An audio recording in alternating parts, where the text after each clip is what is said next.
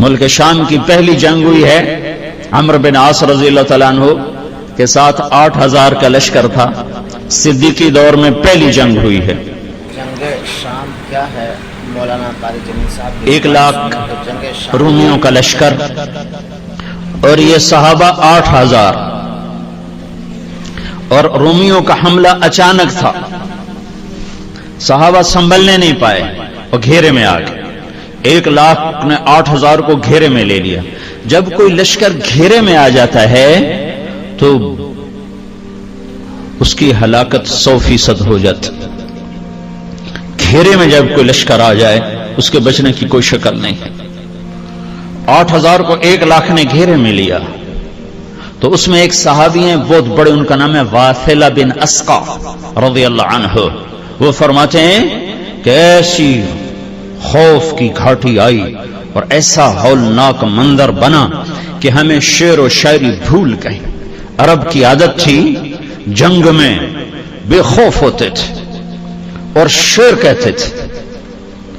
سامنے موت کا رقص ہے اور وہ شعر پڑھتے تھے. الموت احلى عندنا من العسل نحن بنو ضبة اصحاب الجمل نحن بنو الموت اذ الموت نزل. یہ اشعار ہیں بنو ضبہ عرب قبیلہ, وہ جنگ میں کہہ رہے ہیں موت تو ہمیں شہد سے زیادہ محبوب ہے, ہمیں تم موت سے ڈراتے ہو.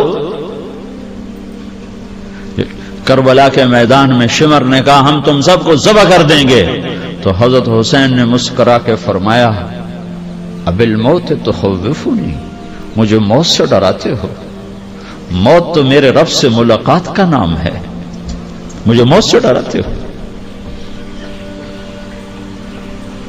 تو عرب کی عادت تھی شعر پڑھتے تھے. انا الذی سمتنی امی حیدرا کلیس غابات کریہ المنظرا وفیہم بالصاع کیل السندرا. یہ حضرت علی کے اشعار ہیں. جب وہ جنگ خیبر میں لڑ رہے تھے تو یہ اشعار پڑھ رہے تھے. یا حبذا الجنة واقترابها طیبة وبارد شرابها فالروم روم قد دنا عذابها علی الا قیتها ضرابها.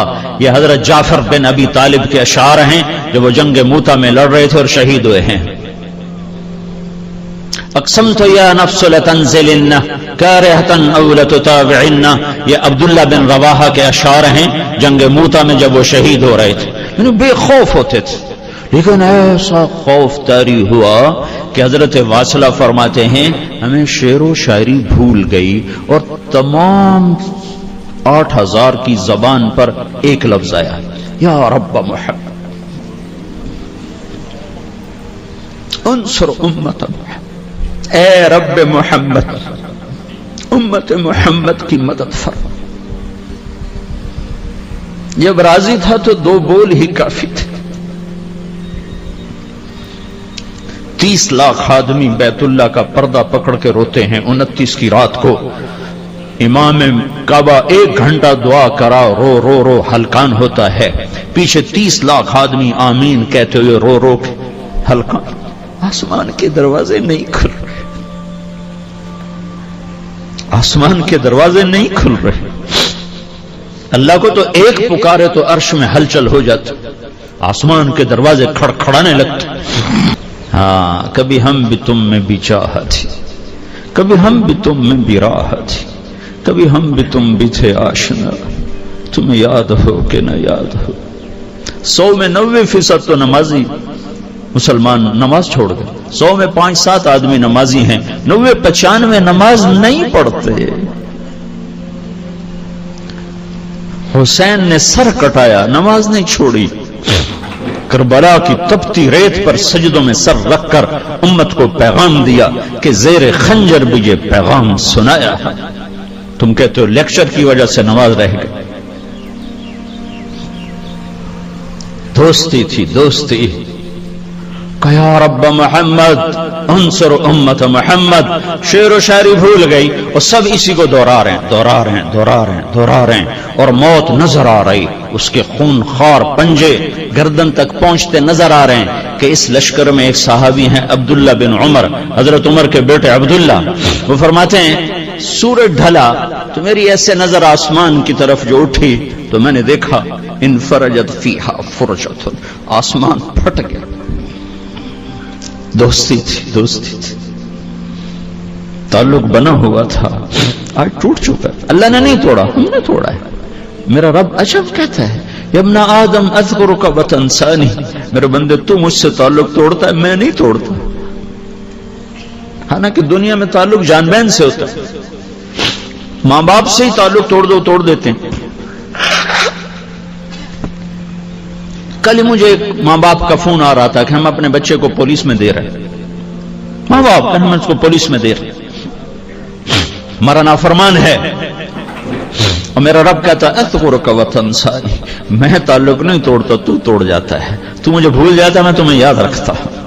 ان نسیتنی ذکرتک، تو مجھے بالکل بھول جاتا ہے اور میں تمہیں ہر دم یاد رکھتا ہوں کہ میرا بندہ آجا آجا، ادھر ہی آئے گا تو نہ جانا کہیں جہاں میں اما ملی، جو اما ملی تو کہاں ملی، میرے جرم خانہ خراب کو تیرے عفو بندہ نواز میں، ففروا الی اللہ، دوڑو اللہ کی طرف، دوڑو اللہ کی طرف، عورتیں دوڑو اللہ کی طرف، مرد دوڑو اللہ کی طرف، ڈاکٹر دوڑو اللہ کی طرف، سیاستدان دوڑو اللہ کی طرف، جوان دوڑو اللہ کی طرف، بوڑھے دوڑو اللہ کی طرف۔ اور آگے وہ ایسے جیسے ماں باہیں پھیلا کے کھڑی ہو، ایسے آجا آجا، یا ایتھا النفس المطمئنہ ارجعی، اے میرے پیارے بندے، میرے پیاری بندے آجا، جیسے ماں باہیں پھیلا کے کہتی بیٹا آجا، تو اللہ کہہ رہا ہے آجا، میں تیرے انتظار میں ہوں، آجا۔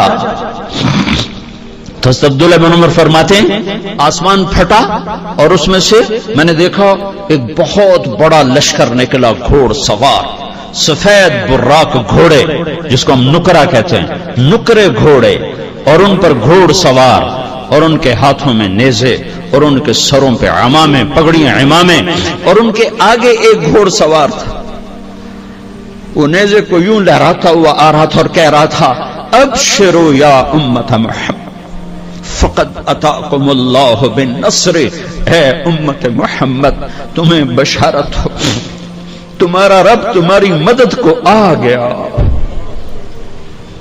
وہ نہیں آ رہا اس لیے تودے گر رہے ہیں، اس لیے جہاز پھٹ رہے ہیں، اس لیے دھماکے ہو رہے ہیں،